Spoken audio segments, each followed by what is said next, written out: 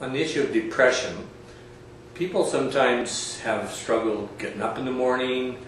They sometimes can't concentrate for very long on something. They'll go from one thing to the next thing to the next before they can finish the one thing. Or they seem like everything is overwhelming to them.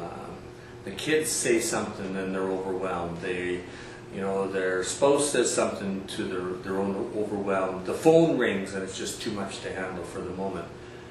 Those are indicators that maybe there is something going on related to depression.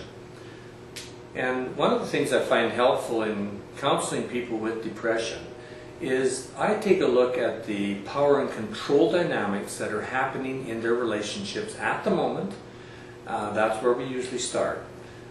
We eventually get to the place where we talk about some of the early childhood development issues on power and control. But where we start is usually with what's going on in your life. Like, what else is happening? Give me some context. Help me to understand some of the things that you face every day.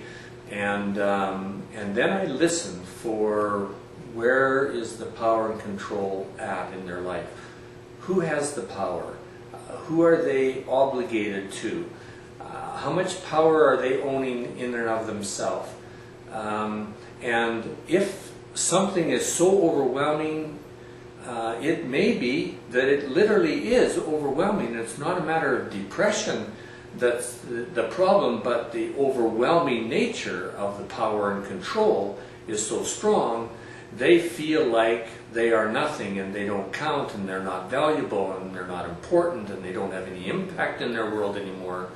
And so it's just overwhelming, takes them down, and it shows itself as depression. So this is very much along the line of what I call going from coping to conquering, because people use coping as a way of getting through some struggle issues.